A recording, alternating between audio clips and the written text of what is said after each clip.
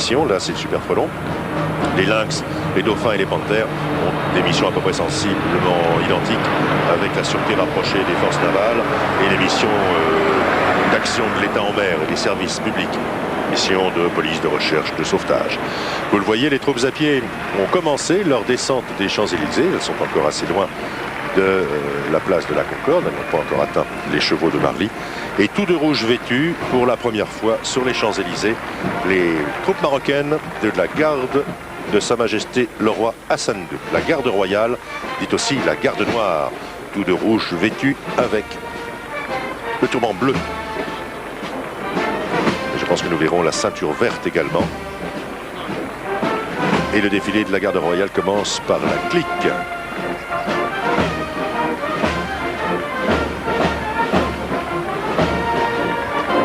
Nous allons avoir l'occasion de les découvrir plus précisément, mais je ne dirai rien à partir du moment où ils approchent de la tribune officielle, car les soldats de la garde du roi font eux-mêmes un peu la sonorisation de leur défilé. Ils sont 500 aujourd'hui sur les Champs-Élysées. 500 sur un effectif global d'environ 3000 hommes.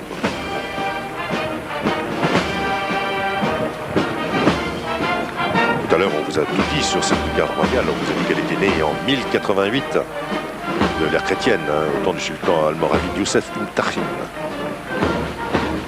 Et cette garde a survécu au siècle. C'est probablement l'une des plus vieilles troupes du monde. Vieille par le passé, mais jeune et extrêmement dynamique dans l'armée marocaine.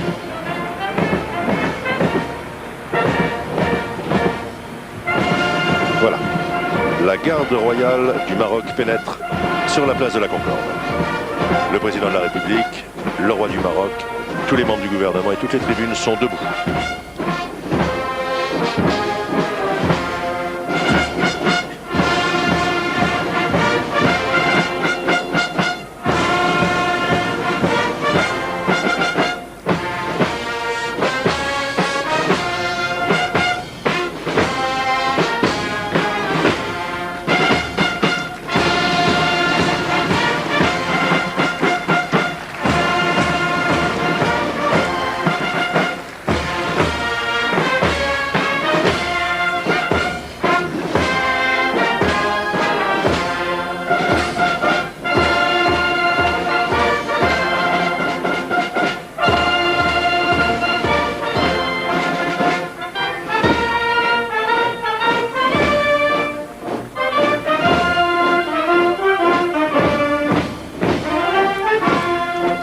Derrière le colonel Zbiri Mustafa, les compagnies d'infanterie de la garde.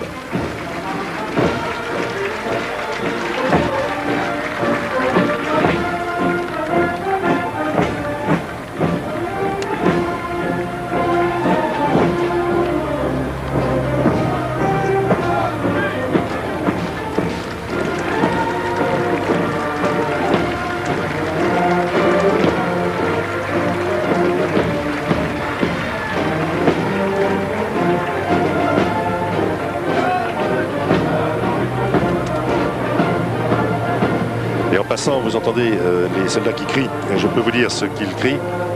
Ils crient Dieu, la patrie, le roi.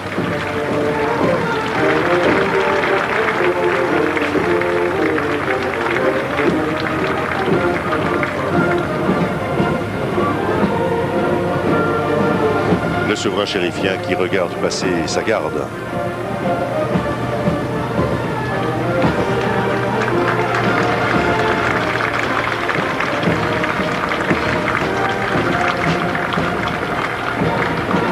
Alors bien sûr, ce n'est pas la première fois que des soldats étrangers défilent sur les Champs-Élysées. Cela s'est produit au lendemain des deux grandes guerres, bien évidemment, le 14 juillet 1919 et puis le 14 juillet 1945, des soldats appartenant à des armées étrangères ont défilé. Il s'agissait de soldats américains, anglais, tous les alliés qui avaient combattu pour la libération du pays ont défilé ces années-là sur les Champs-Élysées. Mais dans l'histoire de la Ve République, en revanche, c'est la première fois qu'une unité constituée typiquement étrangère, c'est-à-dire appartenant à un pays étranger, défile. En effet, des Allemands avaient défilé, mais ils appartenaient à l'Eurocorps, à l'époque à la brigade franco-allemande. Donc on pouvait dire qu'ils défilaient à côté de leurs camarades français. Ils n'étaient pas là vraiment en tant qu'armée allemande, mais en tant qu'armée prémisse de l'armée européenne. Là aujourd'hui, c'est effectivement la première fois qu'une armée défile directement devant le président de la République, une troupe défile et n'appartenant pas à l'armée française. C'est d'ailleurs une des raisons pour lesquelles vous n'avez pas vu le général gouverneur militaire de Paris, vous n'avez pas vu non plus le général qui commande le défilé aujourd'hui devant, c'est-à-dire le général Henri de Broissia. Vous n'avez pas vu devant la garde royale. Le général de Broissia arrive maintenant sur son véhicule de commandement, il suit la garde. La garde était avec sa musique, son drapeau et ses compagnies d'infanterie, mais n'étant pas sous l'ordre d'un général français, n'appartenant pas à l'armée française, ça n'est pas le général commandant le défilé qui était devant la garde royale. Voici le général de Broissia qui commande donc, qui est adjoint territorial du gouverneur militaire de Paris et qui est commandant d'armes délégué de la place de Paris, qui commande le défilé des troupes à pied. Le général gouverneur militaire de Paris, le général Gillot, lui, est sur la place de la Concorde, à gauche, devant la musique de l'air.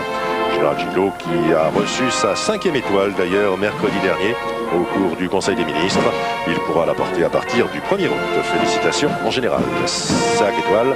Il n'y a que 7 officiers généraux de l'armée de terre qui peuvent emporter autant sur les manches. Alors, comme le veut la tradition, le défilé du 14 juillet commence toujours par le défilé des écoles, en commençant par la première d'entre elles, l'école polytechnique. السلام عليكم. لا تنسوا الإعجاب بالفيديو والاشتراك في القناة تشجيعا لنا لنستمر بنشر المزيد إن شاء الله.